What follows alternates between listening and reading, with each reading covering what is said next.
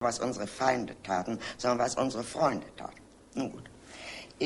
Was damals in der Welle von Gleichschaltungen, die ja ziemlich freiwillig war, jedenfalls noch nicht unter dem Druck des Terrors, vor allen Dingen aber in dem plötzlichen Verlassen. Es war, als ob sich ein leerer Raum um einen bildete.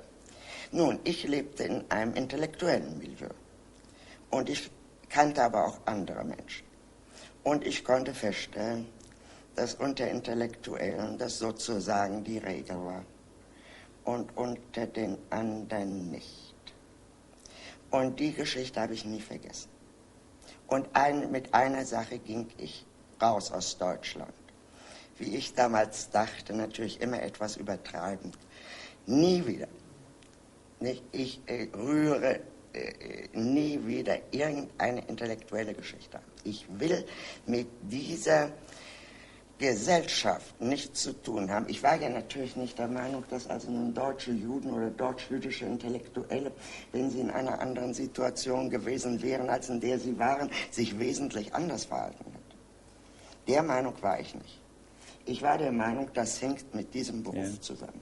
Ich spreche in der Vergangenheit, ich weiß heute mehr darüber als damals. Ich wollte Sie fragen, glauben Sie das noch?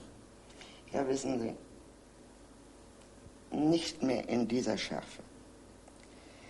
Aber dass es im Wesen dieser ganzen Sachen liegt, dass man sich sozusagen zu jeder Sache etwas einfallen lassen kann.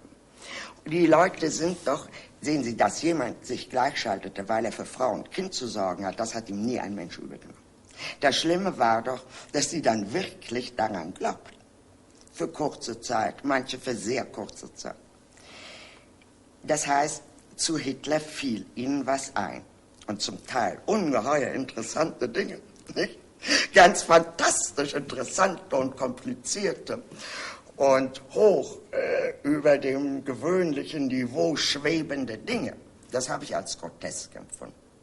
Das heißt, sie gingen ihren eigenen Einfällen in die Falle, würde ich heute sagen.